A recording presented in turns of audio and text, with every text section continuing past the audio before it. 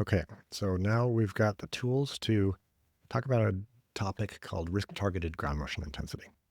And this is a word that sometimes comes up in building code contexts in particular, where building codes are trying to specify the ground motion intensity that designers should design new buildings to, and they use this risk targeting concept. And now that we know how to compute rates of failure from a fragility function and a hazard curve, we know how to do this risk targeting. So here's the idea. We're going to, first of all, just do some quick review. We know how to compute annual rates of failure for a structure. This is typically buildings in the risk targeting context. And that's going to be a combination of a fragility function for probabilities of failure and a ground motion hazard curve to get these discretized hazard curve rates. Okay, so we've got the fragility function and the hazard curve rates. Those are the two ingredients from that plot over on the right. Okay. And then just remember that the fragility function is given by that log normal distribution, and we've got a theta and a beta parameter that have to get specified to do this calculation. Okay, so we need theta, beta, and then the ground motion hazard curve to do this calculation. If we're thinking about a new building design, the ground motion hazard curve is fixed. Right? We can't do anything about that. That's just what earthquakes are occurring and what ground motions they produce. So we're just going to take the ground motion hazard as a given. We haven't talked about this, but effectively the dispersion is fixed as well. We can't really do design that kind of increases or decreases this variability in the fragility function. It's just an inherent part of building response to earthquakes. And as we'll see later, the calculation isn't even super sensitive to reasonable values of that beta. So we're not going to worry about changing the beta. We are going to worry about changing the theta. So the theta is shifting the fragility function around by making the structure perform better or worse through our design choices. And remember, the theta is associated with that 0.5 probability of failure. So on the figure, I'm going to draw in that 0.5 probability of failure. For our baseline case, we've got this theta value. And then I could think about a better performing structure. What would that look like? So I'd have a fragility function over to the right. I'm going to have a higher theta value. That higher theta gives me lower probabilities of failure at a given IM level compared to the baseline case. So if I got lower probabilities of failure, looking at that top left equation, I'm going to get an overall lower annual rate of failure, lambda, because the ground motion is not changing. Okay. Conversely, we could think about fragility function here over on the left. So this would be a worse structure.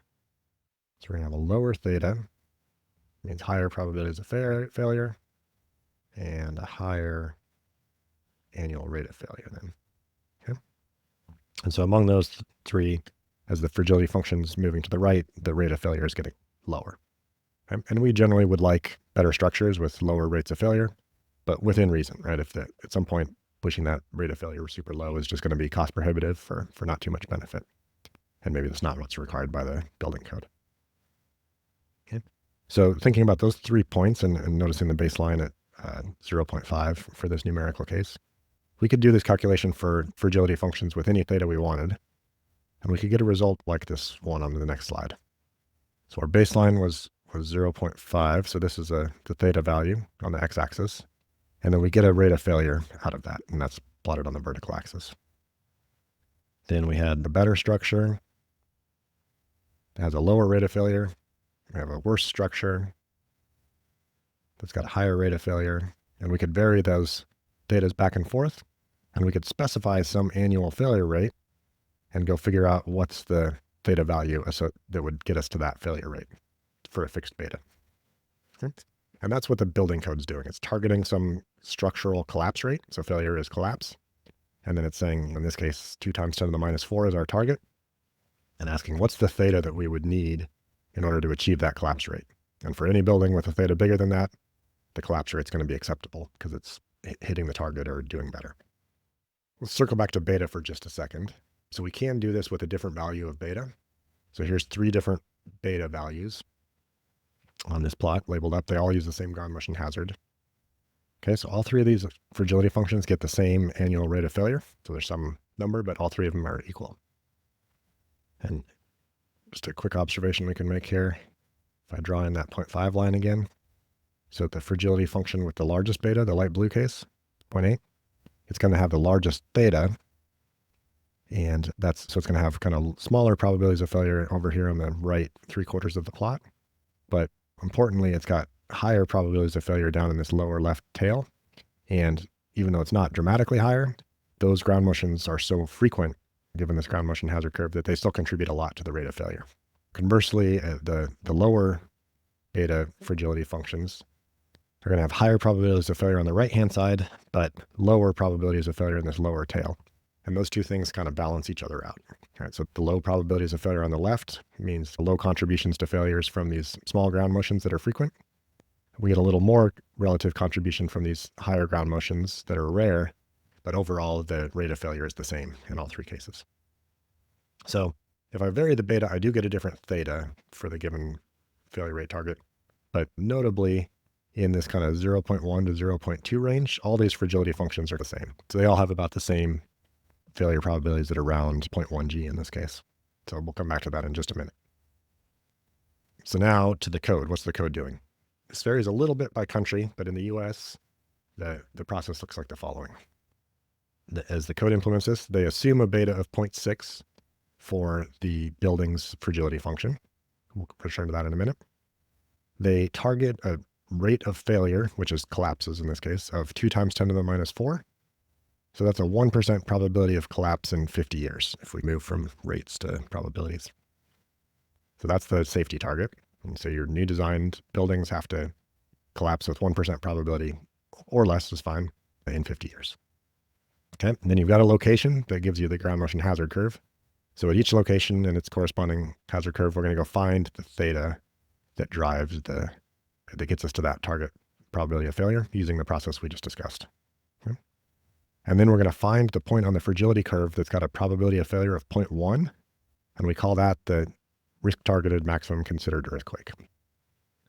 All right, so let's go back a slide to explain what's going on there. We're thinking about the dark blue fragility function here. That's the one that's got the beta of 0.6, like the code says. If this is the ground motion hazard curve at some location, we go find this dark blue fragility function that hits the 2 times 10 to the minus 4 annual rate of failure target.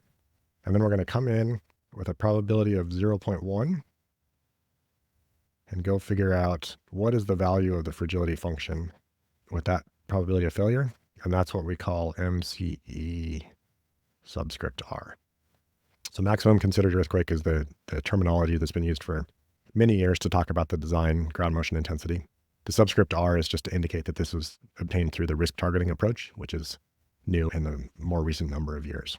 Okay. And here this beta, now we can think this through. So we used a beta of 0.6 in the US code, but if we had used a beta of 0.7 or a beta of 0.8, we can see that the MCER would have been almost identical.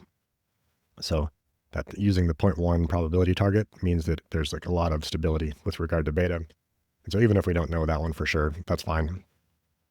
These buildings would have different theta values for the different betas, but we're not using the theta in the code. We're using this 0.1 probability target.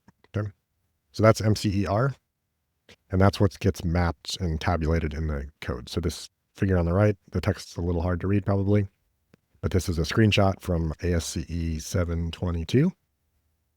And you can see figure 22-1. This is mapped values of the maximum considered earthquake risk targeted ground motion parameter for the Western US. So you could go into this map, find your location, and find your ground motion amplitude to be designing for. Or you can get this through computer forms as well. And the idea is you'll design for that. If the design procedures ensure a probability of failure of 0.1 or less, given that design load, then you are going to be confident you've achieved that target rate of failure of 2 times 10 to the minus 4 or less. So that's how this is all mapped through. The code is hitting this 0.1 probability target through its design procedures. And then no matter where you are, the corresponding hazard curve, it all integrates out to give you your failure risk that you're satisfied with. Okay. So if you hear risk targeted ground motion intensity, it's just doing this failure rate calculation and inverting to solve for what's the fragility function that would hit that failure rate. And if you can compute annual rates of failure and you can work with hazard curves, then you can do the calculation yourself. It's not too daunting. But if you're just working with the code, you can get these values pre-tabulated. But hopefully with this video, you've got a better sense of what you're looking at when you get one of these MCER values.